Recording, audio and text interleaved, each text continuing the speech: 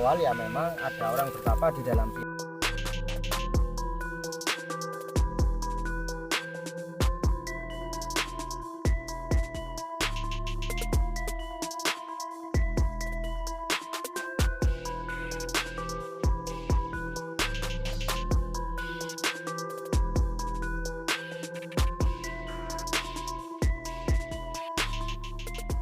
Dia bilang gini, alah pohon gitu aja, orang saya mau memotong pohon di tengah kuburan pun bisa itu. Oh, jadi yang kedua ini agak sumbar gitu ya, agak sesumbar gitu loh. Oh ya gak apa-apa kalau memang sanggup, pohon yang akan dilewati jalan paving warga ini tolong dipotong itu. Dan akhirnya dia menyanggupi. Tapi kejadian mistisnya, kejadian anehnya, sebelum meneban pohon ini dia menghidupkan sensornya di sana, rantai sensornya putus.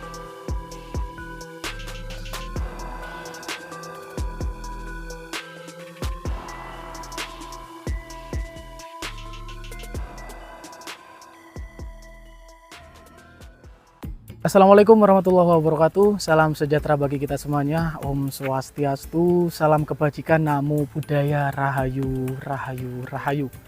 Saudaraku semuanya, di video kali ini saya belusukan lagi mengangkat cerita tutur ya, kejadian yang di luar nalar yang berada di beberapa desa kita angkat kali ini ya. Tepatnya saya berada di salah satu akses jalan warga menuju ke salah satu tempat.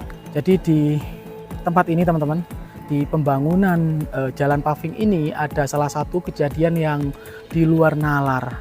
Seperti apa kejadiannya dan seperti apa ceritanya, saya akan mencari warga di tempat ini. Ikuti terus di belusukan kita kali ini bersama Mas Den Vlog. Belusukan kali ini ya, kita berada di jalan akses warga menuju ke sawah atau ke ladang seperti itu. Ini jalan desa ya, ini paving gitu, jalan desa. Namun ketika pembangunan jalan paving ini ada sebuah kejadian yang di luar nalar. Nah, di depan kita kali ini ada pohon yang sangat besar, dan ini kalau istilah Jawa pohon eluh gitu ya teman-teman. Nah, di pohon ini ada kejadian. Jadi pohon ini ketika pembuatan jalan ini kan mau diluruskan gitu teman-teman, namun tidak bisa. Nah, sebelum kita mendengar cerita tutur, kita review pohonnya dulu ya. Kita lihat pohonnya ini dulu. Nah, seperti ini keberadaannya ya. Pohon yang super besar dan tengah-tengahnya bolong gitu teman-teman. Nah, ini terkenal tempat suguh kalau istilah Jawa itu. Jadi bisa dibilang tempat ini pepunden desa ya. Tempat ini tempat apa ya, tempat yang dikeramatkan gitu. Seperti ini. Nah, di dalam ada ruangan kosong ya teman-teman. Nah, wih, kayak gini ya. Ini sudah mungkin umur dari pohon ini kalau melihat diameternya ya, mungkin ratusan tahun teman-teman. Nah, terus di sini ada tempat untuk suguh gitu ya. Jadi ini bekas beberapa warga yang melakukan suguh atau ritual di tempat ini.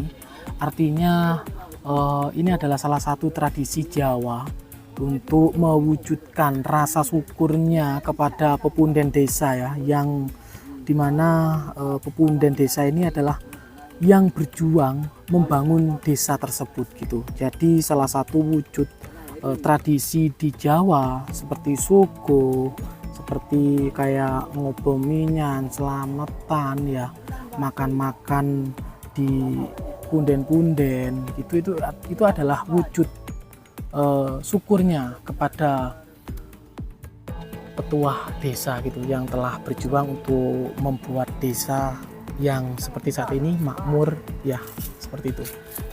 Nah, terus di sini kayak membentuk terowongan ya, kayak pintu masuk untuk menuju ke dalam dari pohon ini ya. Jadi memang di dalam itu kayak rindang banget gitu, kayak memang ada ruangan yang cukup luas. Kita nanti praktekkan masuk juga bersama narasumber kita ya, ada Kang Mul di belakang. Di sini kita akan wawancara Kang Mul terkait cerita-cerita mistis yang berada di tempat ini. Oke, bentuknya seperti ini, sangat besar sekali ya teman-teman, dan cukup unik dan aneh sih. Ini tetap hidup gitu. Nah, kita bisa lihat buah dari pohon bidara ini ya. Pohon bidara kalau nggak salah ya bahasa Indonesianya. Kalau bahasa Jawanya itu wit eluh itu. Mungkin cross check ya teman-teman, kalau salah penyampaian bisa tulis di kolom komentar untuk lebih maksimal lagi ke depannya ya. Oke, kita memang sengaja mengangkat kejadian-kejadian di luar nalar yang berada di beberapa desa, karena cerita seperti ini sudah mulai luntur ya. Artinya kita bangkitkan lagi Nusantara, kita bangkitkan lagi tradisi Jawa. Ayo Jawa jangan lupa, wong Jawa aja lali Jawa nih, seperti itu ya istilah Jawa. Oke, kita mungkin langsung menggali informasi dari Kang Mul ya. Kang, oke Kang, saya minta waktunya sebentar ya Kang ya, untuk menjelaskan atau menceritakan salah satu kejadian yang di luar nalar di tempat ini Kang. Kejadian yang di luar nalar di tempat pohon besar ini ya. Awal-awal itu dulu ceritanya, awal-awal ya memang ada orang bertapa di dalam sini, tapi cuman bukan di pohon ini. Sebelum ada pohon ini memang ada orang bertapa di sini. Artinya sebelum ada pohon ini memang ada orang bertapa, ada orang gitu bertapa. Kan? Terus setelah itu lama kelamaan dia bertapa, dia meninggal dunia ditumbuhi pohon ini. Meninggalnya berarti berada di dalam pohon. Di dalam pohon gitu. Terus diketemukanlah oleh warga sekitar sini gitu loh.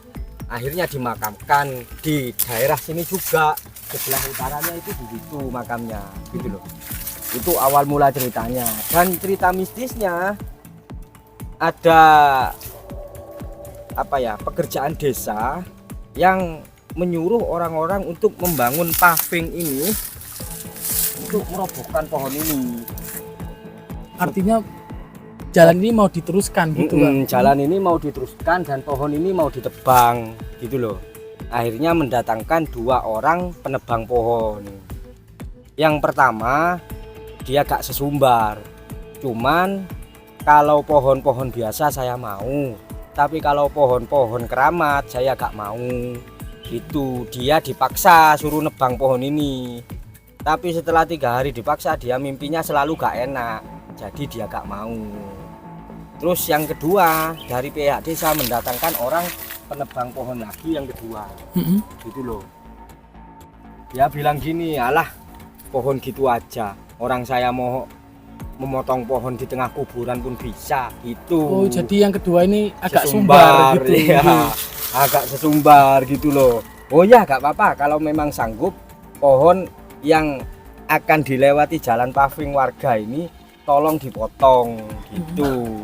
Dan akhirnya dia menyanggupi. Tapi kejadian mistisnya, kejadian anehnya, sebelum menebang pohon ini dia menghidupkan sensonya di sana, rantai sensonya putus. Jadi sebelum nebang masih menghidupkan di sana ya teman-teman. Di sana di dekat pohon motor itu ya Kang ya. Iya, dekat motor itu sensonya, rantainya putus gitu loh. Rantainya putus, akhirnya dia pulang karena gak bawa persediaan. Inisiatif dari desa memanggil sesepuh sini dimintai apa ya ibaratnya solusi, ya dimintai solusi, akhirnya pihak sesepuh desa, ibaratnya orang pinter lah, dia datang ke sini membawa paku gitu loh. Kemungkinan pakunya mau ditancapkan sini supaya ya hal-hal yang mistis di pohon ini minggat gitu loh, biar dipotong itu enak gitu.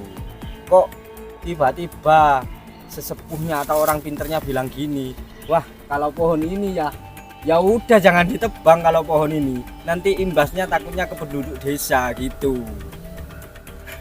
Yang pohon ini Artinya bisa jadi pohon ini tidak bisa ditebang gitu tidak kan bisa ya? ditebang, tapi pas waktu mistisnya lagi, orang-orang yang membangun paving ini ada yang kesurupan.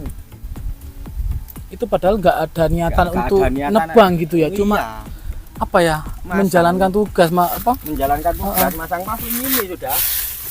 Oh iya, ini teman-teman ya, pavingnya memang berhenti di depan pohon ini kan ya. Berhenti di depan pohon ini, sebenarnya pohon ini mau ditebang gitu loh.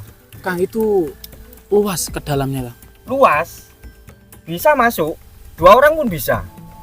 Sih Kang, coba Kang biar Kalau- kita nggak penasaran. Nah, Iya, kalau mau masuk, ini teman-teman, ini memang membentuk segitiga, kayaknya memang pintu masuk gitu teman-teman ya. iya. Coba kita masuk ya. Rahayu. Iya. Wih, wih, Luas, orang Luas 3 ya, Bang, ya. bisa duduk sini. loh kayak gini loh teman-teman, Kayak semacam kayak goa. kayak gua. Terus itu Kang, itu kayak mirip apa ya, kayak sisik ular gitu ya Kang yo, yang sampean pegang Oh tuh, ini bintik-bintiknya iya, itu loh Kang. bintik-bintiknya kayak ular. Oh iya, mengenai masalah ular ya, Gimana, ada cerita Kang? ada cerita. Ada 2 orang suami istri ya. Sebelah timur pohon ini sawah apa Ladang, kebunnya suami istri Jeruk itu, ya, Kang, ya? kebun jeruk ya. Terus sang suami bilang gini, ayo kalau mau pulang, ini waktunya sudah pulang, ini sudah jam 11. 11 apa itu, siang? 11 siang. Terus jawaban si istri bilang gini, enggak, saya enggak mau pulang karena ladangnya, kebunnya masih belum bersih, dia bilang gitu. Akhirnya sang suami pulang duluan gitu loh, sang istri masih bersih-bersih gitu loh. Seketika dia bersih-bersih, kok ada pantulan cahaya yang gemerlapnya seperti emas katanya. Gemerlapnya seperti emas karena dia kena pantulan sinar matahari, terus gemerlapnya itu seperti emas. Lah, dia merasa heran, akhirnya dia melihat. Setelah dilihat, dia kaget karena melihat bentuk sesungguhnya dari gemerlap itu ternyata sisik ular. Kayak apa besar ya Bang yo?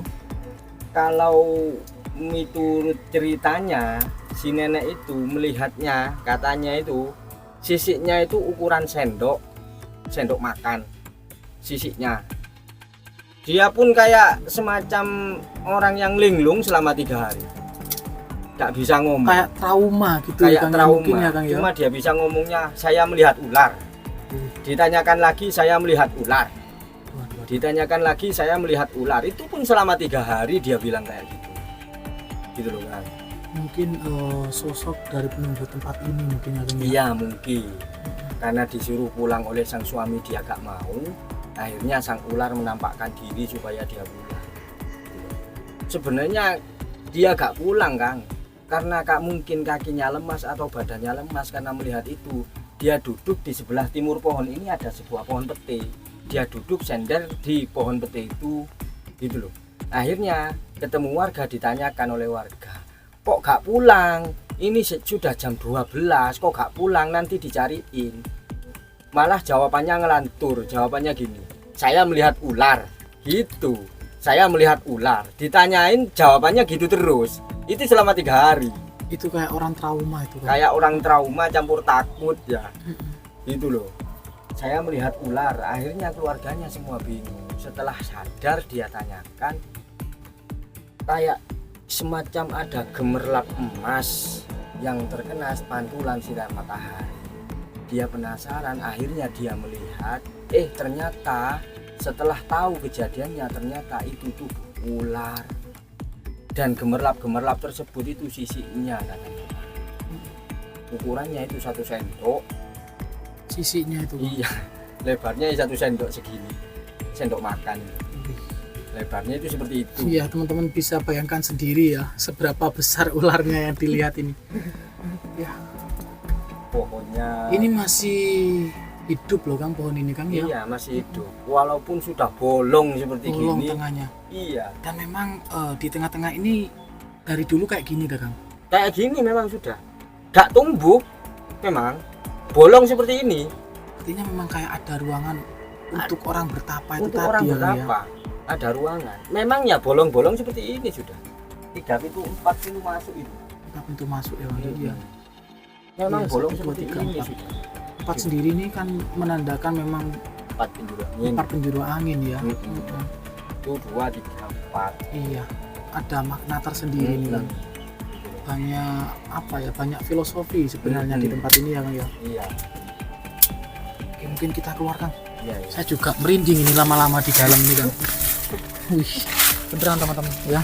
Apalagi kita menceritakan sosok ular ya, meskipun mistis tetap merinding gitu. Oh iya, satu lagi ya. Ini ada cerita mistis lagi. Ini pengalaman saya sendiri dengan anak saya sendiri ya.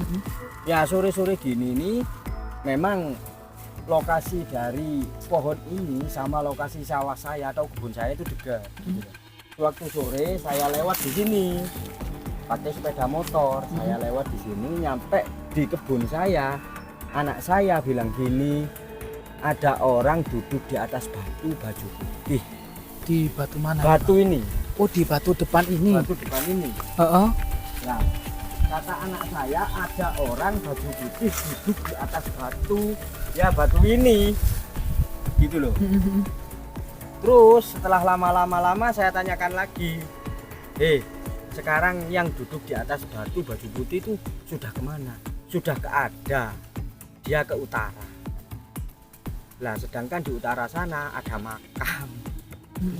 Makam orang bertapa itu yang di dalam sini itu. Makam itu berada di sebelah utara dari tempat utaranya ini dari gitu tempat Kang ya. ini. Gitu. Bisa jadi yang dilihat itu memang sosok seorang sosok pertapa dari- itu ya Kang sosok ya. seorang pertapa. Baju putih katanya. Ya duduk di atas batu sini.